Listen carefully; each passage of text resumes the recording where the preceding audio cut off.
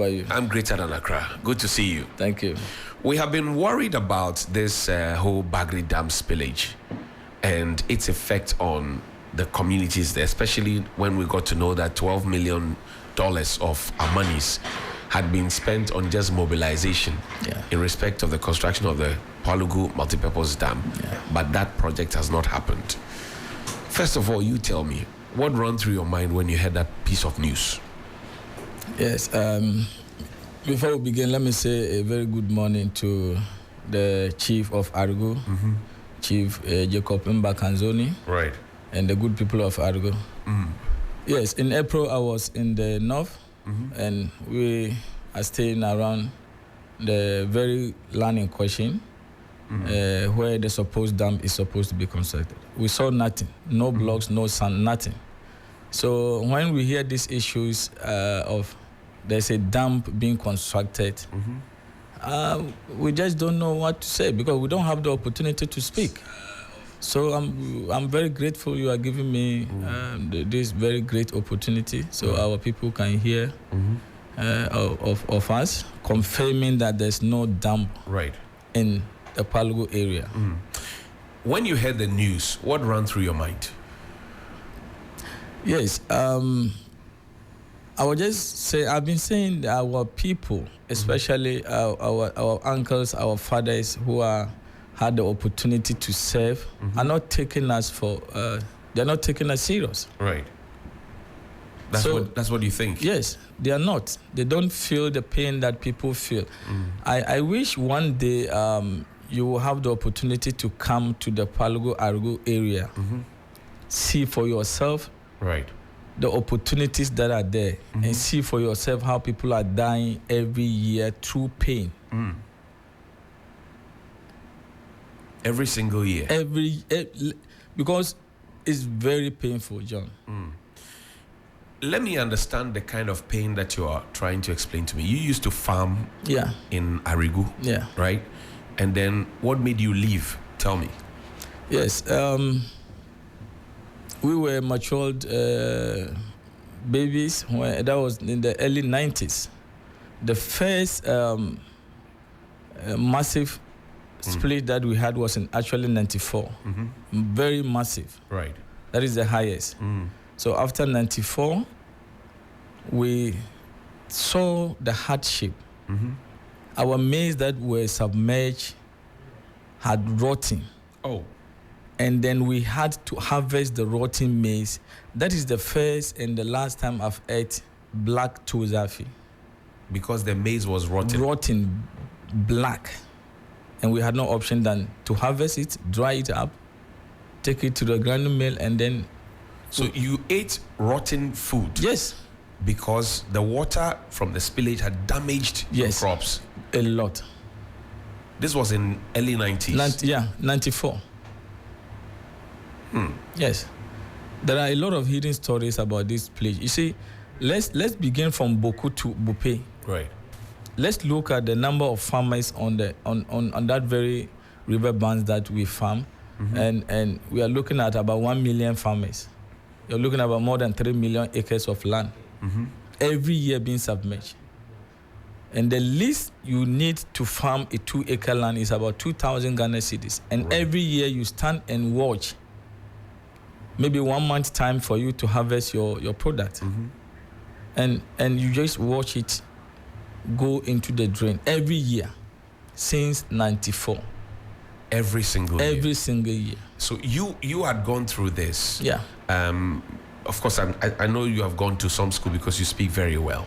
Thank you. And you were a farmer. Yes. And every year you needed about 2,000 cedis, and then you go and farm, and then everything is zero, and then you go and farm and everything is zero. At some point, did you keep asking yourself whether or not anybody cared about you folks out there? Yeah, we ask questions, and you know, I have been always telling my friends, I said, I'm very disappointed at the people who had the opportunity to say who comes from the north, especially within the Walawale Upper East and area. because nobody is talking about it. John, let me take you back to the early 90s where we used to do the massive tomatoes farming in the Palgo Argo area. Very massive. Right. And I was right there. There was no cargo car could leave to Burkina Faso unless we had finished harvest. Oh. Very massive. So without your farm produce, the buses couldn't have gone? No. But now it's the reverse. Now we have to go and pick yes tomatoes from them. Yeah. And something is happening. Nobody is talking about it. What is happening? Because the river water has been polluted. By what? We can't farm tomatoes. Not at all. We can't. So that's why we buy the tomatoes from the Burkina Faso area, even mangoes and shea nuts and all of that. Yeah. It's because the river has been polluted. Yes. Who polluted the river? What kind of pollution? I've been figuring out either is the Galamsey at the top, or it is the Burkinabe people who are poisoning the water. So because it was a serious issue. They had issues in Burkina, getting their product being waste because nobody was going there. Right. Yeah. So now we can't just farm tomatoes at all because when you plant the tomatoes, it doesn't make flowers. When you use the river water. Right. And I've been asking questions every year. I go home. I've been asking. So we resorted to watermelon. Then that one too is gone. Now we have resorted to onions and beans. Last year we didn't have a good yield of beans. And this is a predominantly farming area. Very, very massive. I see. Let's talk about again. So you had no option but to leave the Arigu community and come to Accra. When you decided that you were coming to Accra, what were you coming to do? Did you know anybody here? You were not coming to find your feet. What was the story like? Yeah, I had known few family members who was in Accra, but I didn't come to Accra because of them. Okay. You know, I didn't want to go into how we managed to complete secondary school. Right. Because my first year when You can go into that if you feel comfortable. When I had my results and it was like, I'm qualified to go to SS. Right. Then I looked back, looked front, there was no hope. And I remember there was only a half bag of maize left for the full family. In the house? In the house. This was after JSS? Yeah, after JSS. And then you had to go into secondary school, you were qualified? Yeah. But then you look around and there's no hope. Yeah. There's only a half bag of maize staring at you the whole for family. the whole family. Yeah. For the period that the next bag of maize was going to come. Yeah. So my dad had to sell it. And then I didn't know what he did, and then manage. And I went to secondary school without a uniform. Yeah. When I got to school, my uniform was not ready. I met a senior, Usman, who gave me his, but then he was older than me, so he gave me his old uniform and I used it for some time. Right. And then we thought, Argo community, Palugu, we thought we have arrived in early 90s. There was abundance of food, a lot to eat. We could eat our harvest and then have a new harvest when we still have the old stock. Okay, so you had abundance of food. Yes, there used to be a lot of food. But after 94, then to feed is a problem. You know, my life in Accra was just to support the family. So throughout the struggle, when I settle here, I'm there, then I'm sending money every year. How did you settle in Accra? Yes. When I got to Accra, this private pain, I wouldn't like to go there, but I had spent some nights outside Accra until I met one of my good uncle. You were sleeping outside? Yeah. Who took me into his house. He had a single room with his wife, with an open porch, with already 2 brothers living with him. Wow. So when I got there, he said, okay, you see the place? In the night, wherever you can put your head, it's not a problem. So I hung around there. Then later on, one of my uncles picked me up to Labadi. Then I started my life there. I used to walk from Labadi to Accra, cantonments, around all these areas. Right. Yeah, from morning till evening, On empty foot. stomach, just watching. I will see a blackboard. They will just write on it, maybe cleaners needed or waiters or You were whatever. hunting for job. Yes, just walking around until I had one at Medina Atraco Palace restaurant. Right. I started there and for maybe a year, and I moved into a butchering work at Domi Market. Right. I spent some years there. Then I moved to Fridays Sakumono. From Fridays Sakumono, I moved to Rhapsodies Accra Mall. Right. From there, I moved to Moving Pick, and I ended up in La Villa Boutique Hotel. Then after the COVID, I was lucky to be employed in University of Ghana. I see. So you abandoned your tertiary education Yeah. because of financial constraints that had been occasioned by the water destroying your Farmland, livelihood in yeah. farmlands. Now, I'll come to Frederick in a bit. He's joined us, but he explained to us last week that you have a case where the water, you come, an announcement is made that the water will come. The water comes, and you have to quickly go harvest what you can and abandon the village. Yeah. And then when the water subsides, you can come back and start rebuilding, plant again, and hope that next year you go through it again. Was it the same in your case? I for pre-harvest, that is the risk any man can take. Because the farm has been submerged already. But with a small boat, maybe with another person or you alone, you're on the boat, just harvesting 1 or 2 maize. And how the distance that you'll be in the water and where you offload it. By then, even a motor king can't come around that area. Right. So how much can you even harvest? It's just that it's just painful to watch all your sweat gone into the drain. So you have to You just have something. to, yeah. And sometimes you just wake up in the morning and get to your farm and you can't even take anything. It's gone. Yeah. So you can imagine emotionally how people go through. How are you dealing with it psychologically? It's just not easy. Because I know our people are listening to us. Some will be crying inside them. Because this is a voiceless community. Nobody will listen to us. Nobody has given us the opportunity. I have been praying that we will have this opportunity one day.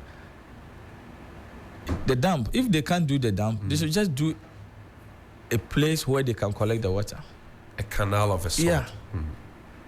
That's all you people are asking for. That is all. Look, our community is an all year round community. We used to harvest the maize. After harvesting the maize, then the tomato farmers will come in. Okay. After the tomatoes farming, we'll go into the maize farming. Okay. So now the only hope we have is just to wait after the spillage of the dam. Then we'll go in with some onions or beans. But this is very expensive farming. You're not assured of the yields. Yeah. And if you don't take care, the water could just come in. Very expensive. Yeah. Wow. Fred, this is another layer of a shocking conversation. For you, at this time, when the dam has not been spilled, and we've been told that the dam will be spilled anyway. For you, at this time, cast your mind back to when you used to live in your community in Pwalugu. At this time, what will be going through the minds of people? At this time, what everybody is expecting is the rains. One, they're expecting the rains to come early. So when the rains come, you're able to farm early. You'll be able to harvest early before the flood or before the dump is being spilled. Right. And so right now, everybody is thinking, okay, when is the rain going to start? Or when are the rains going to start? When are we going to start plowing? When are we going to start weeding? How am I going to harvest? When am I going to do this? So the when is now. So everybody's thinking of when. When will I do this? When will I do that? And so even as we speak right now, the rains are still yet to Although it came 1 or 2 times, but that was it. So it means that their farming period has delayed. Yes. And it means that by the time they spill in July, if the Burkinabe officials make good their forecast, it means that then the crops will be what we are discussing now will happen. Yes. Yeah. Wow. Because some decided to go and farm when the early rains came. So they decided to go and plow and start preparing their farms for the rains, thinking it was going to rain again or subsequently. And so those who were able to sow, all their crops are beginning to die because there's no water. And there's heat. Yes. The sun is burning everything. And so others have resorted to irrigation. Others are just waiting and praying to God for the rains to come and save the few that are still surviving, the few crops that are still surviving. Kanzoni, this is a situation. I mean, you are much older than Kuzo Tiani, but this is a thing you described to me that has been happening for a very long time. Is there any kind of support that is brought to you? So, okay, we acknowledge that you have spent so much to plant. You bought fertilizer, you bought this, you bought that. You went to hire somebody come and till the dirt for you, plow, You lost all of it. Here is some, something small from the state or from the district assembly or from the agric ministry to say we are supporting you towards the next planting season. Is there anything like that? Nothing. You don't mean it? Nothing. I send money home every year for farming. At the end of the day, I get nothing. Even in Accra, I always pray that after the harvest, they could give me 1 bag of maize so that I can also support myself in Accra. But nothing, every year. So all the money you spend? Nothing. How much, for example, do you send? More than 2,000. Okay. Because and you don't get anything in nothing. return? Nothing. Not a peso. You still have to even support the family after the, It's 2 farming season. After the raining season, then the irrigation. Has there been any conversation about relocating the people? Now, at the where they supposed down. Right. Yes, I was going to ask, but the people are still there. There's 2 communities, about 3 or 4 communities. Right. And for me, people have acquired land to develop the lands. There's no signal, there's no sign to show that something will happen on this place. And when the dump is to my village, Arugu, Palugu is a bit closer. They are saying they are going to lay the canals to all those to Nabari, Sisilinga, to the Person Professor Nabila's area. Right. Very far distance. And now the main road that links to Burkina Faso passes there. What is going to happen to the main road? Is it going to be blocked? Or they are going to pass underground and pass through the river to all these areas? You mean the communities have not been told what their bigger plan is? Is that it? Yeah, but we don't even know what is happening. We've heard that there's a site around my grandfather, Professor Nabila, area, that they are doing some construction work there for people to relocate. I have not seen it yet. I haven't been to the site yet.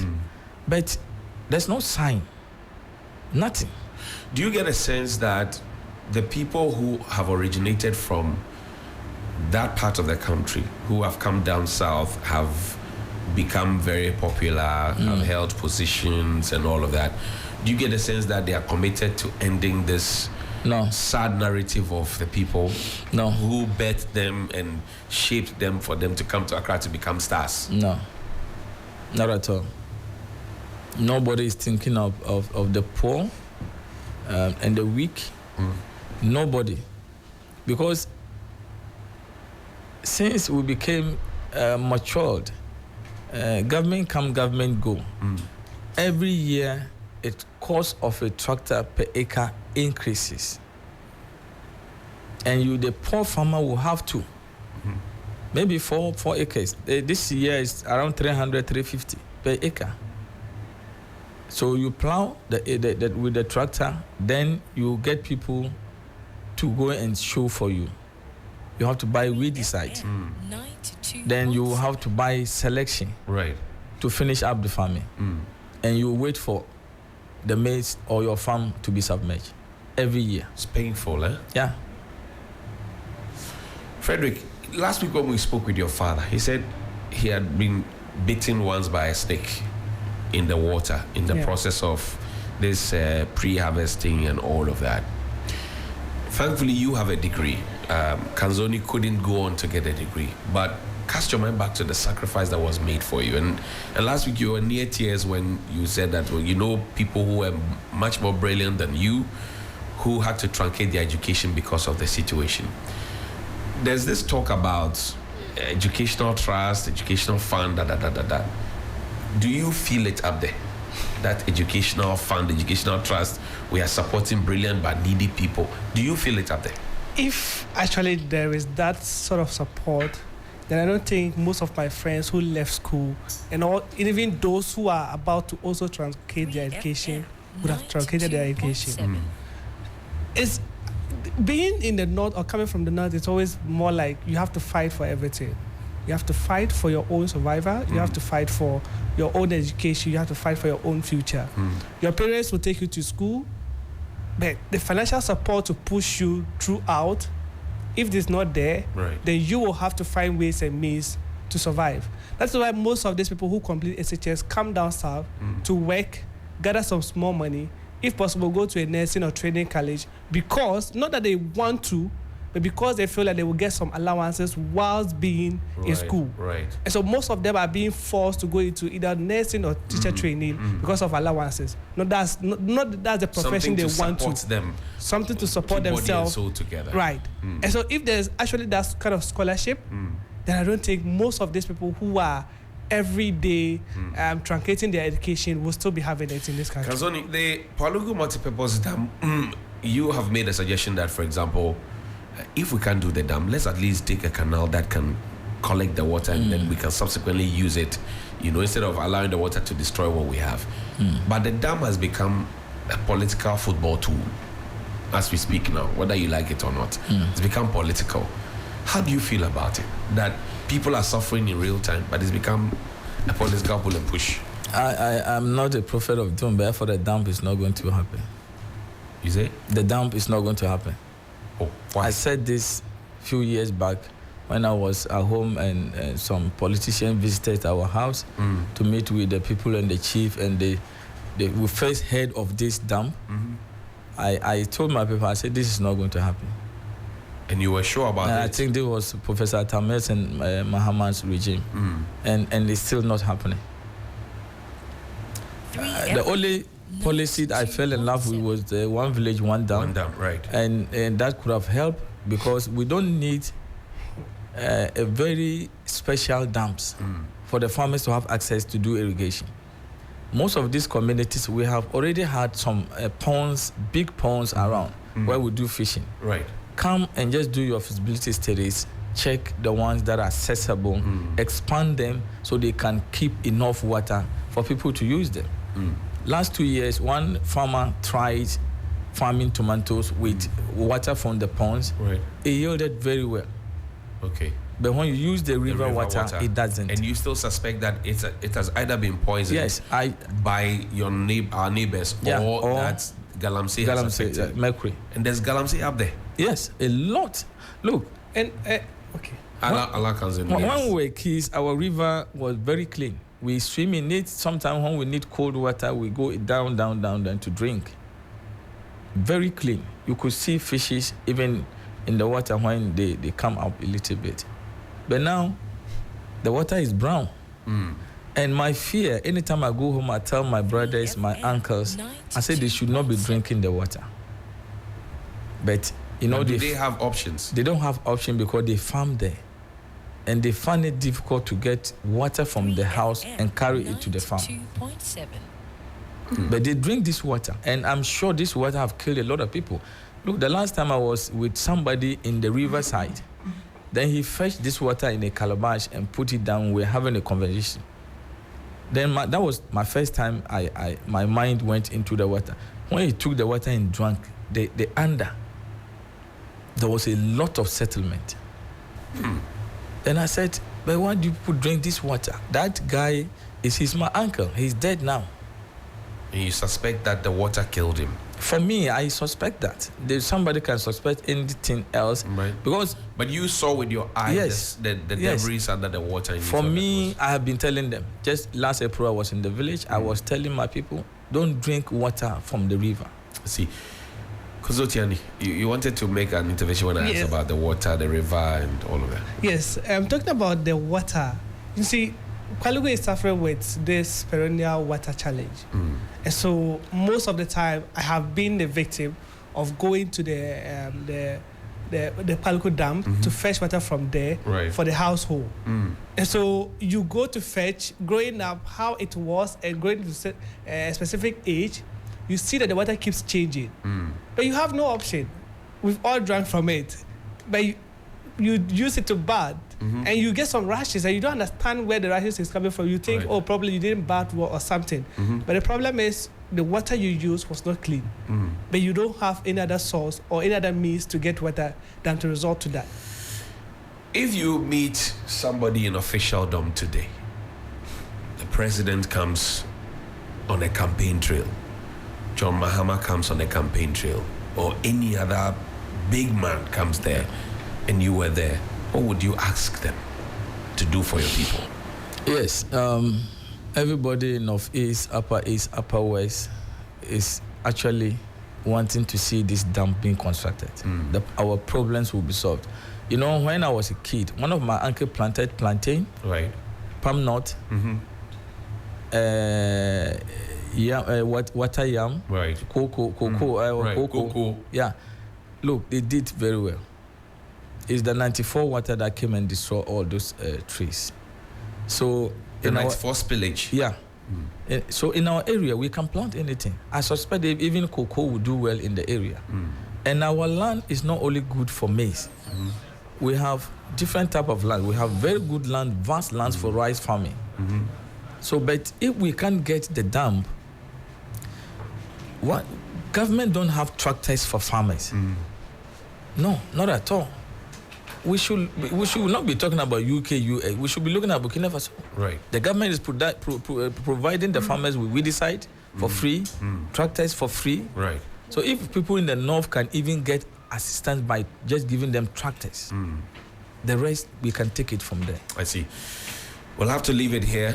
Fred, what do you leave us with? Well, as political seasons are here again, but then let's be mindful of the promises we make. Right. This promise was made in 2019, before I will complete SHS. Here I am done with my degree, Right. and I'm yet to still see that promise being manifest.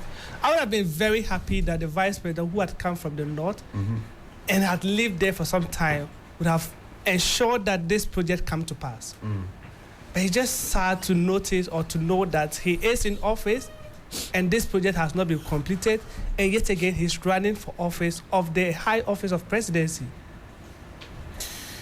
Konzo Tiani, Frederick, and Kanzoni. Kanzoni, thank you very much indeed for coming. Thank you. And your conversation and inclusion in this discussion has been very, very impressive. Thank you so much indeed Thank for you, coming. John. We're Thank you. grateful. Thank you for the opportunity. Absolutely. And my heart and my love are with the people who will go through this